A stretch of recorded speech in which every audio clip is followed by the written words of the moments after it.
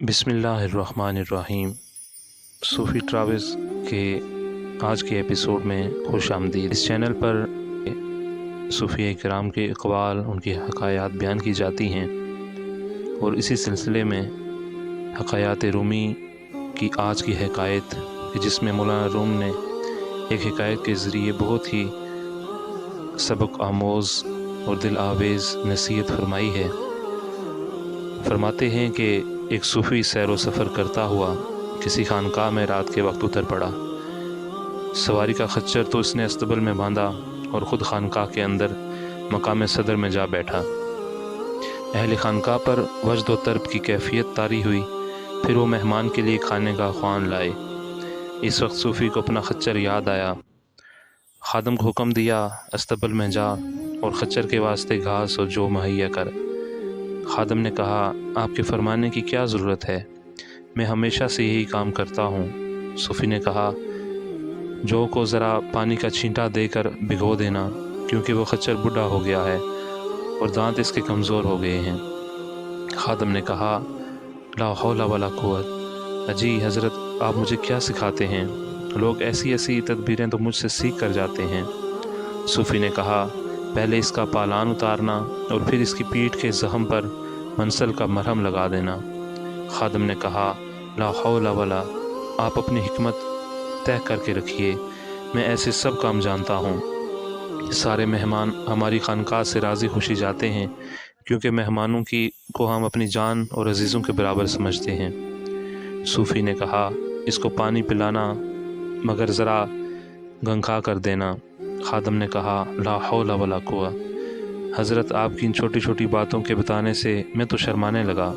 फिर सूफ़ी ने कहा कि भाई, जो में ज़रा सी घास भी मिला देना। खादम ने कहा, ला हौला वला। आप चुप हो जाइए, सब कुछ हो जाएगा। सूफ़ी ने कहा, इसके थान के कंकर, पत्थर और कूड़ा करकट झाड़ देना और अगर वहाँ सबील हो तो खुश्क घास बिछा देना। खादम ने कहा, ला हौला वला। आप हज़रत ला हौला वला पढ़, भला एक काबिल कार परदाजे से ऐसे अजे के बजे करने का क्या फ़ायदा? सूफ़ी ने कहा, मियाँ ज़रा खुरेरा भी फेर देना और ज़रा खच्चर की पीठ पर झोल डाल देना। खादम ने कहा, ला हौला वला। ए पिदरे बुज़ुर्गवार, आप इस कदर एहतमाम ना फरमाइए। मेरा काम दूध की मानत पाकीज़ा और शक व शुबा से पाक होता है। आप इसमें मेंगनों की तलाश ना करें। मैं अपने फ़न में आपसे ज़्यादा मुश्ताक हो गया हूँ, क्योंकि हमेशा नेक दीद मेहमानों से काम पड़ता रहता, हर मेहमान की लायक खिदमत करता हूँ। खादम ने इतना कहकर कमर बांधी और कहा, लो मैं चला, सबसे पहले घास और जौ का बंदोबस्त करूँ। वो तो चला गया। इधर सूफ़ी पर ख्वाब खरगोश ऐसा तारी हुआ कि इसको फिर अस्तबल याद ही ना रहा। खादम अपने बदमाश जारों में जाकर सूफ़ी की फरमाइशों की हंसी उड़ाने लगा। सूफ़ी रस्ते का थका हारा लेट गया और नीम ख्वाब हालत ही में ख्वाब देखने लगा। इस ख्वाब में इसने देखा कि इसके खच्चर को एक भेड़िया दबोच कर बैठा और रान के गोश्त के लोथड़े नोच कर खा रहा है। आँख खुल गई। अपने जी में ला हौला वला कुव्वा पड़ा कि ये क्या माजरा है, भला वो मेहरबान खादम कहाँ गया होगा। फिर ख्वाब देखा कि वो खच्चर रास्ता चलते चलते कभी कुएं में गिर पड़ता है और कभी गड्ढे में। इसी तरह के खौफज़दा वाक़यात ख्वाब में देखकर बार बार चौंक पड़ता और कभी सूरह फातिहा और कभी सूरह कारिया पढ़ लेता। आखिर बेताब होकर कि अब क्या चारा है, सब अहले खानकाह सोए हुए हैं और खादिम दरवाज़े बंद करके चले गए हैं। सूफ़ी तो इन वसवसों में गिरफ़्तार था और खच्चर पर मुसीबत पड़ी कि दुश्मनों पर ही डाले।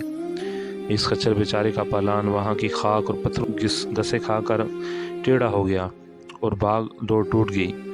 दिन भर का थका हारा, रात भर का भूखा प्यासा, कभी नज़ा के आलम में कभी मौत के आलम में बसर करता रहा। ज़ुबान हाल से कहता था, ए बुज़ुर्गान दीन रहम करो, मैं ऐसे कच्चे और बेशऊर सूफ़ी से बेजार हो गया। अलगर्ज़ इस खच्चर ने रात भर जो तकलीफ़ और ज़ियत झेली ऐसी थी जैसे कि खाकी परिंदे पर पानी में पड़ती है। बस वो एक ही करवट सुबह तक भूख से बेताब पड़ा रहा। घास और जौ के फ़राक में हिनहिनाते हिनहिनाते सवेरा हो गया।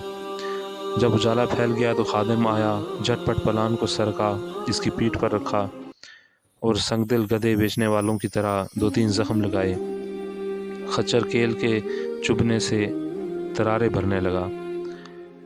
غریب کی زبان کہاں جو اپنا حال بیان کرتا۔ جب صوفی سوار ہو کر آگے روانہ ہوا تو خچر مارے کمزوری کے گرنے لگا۔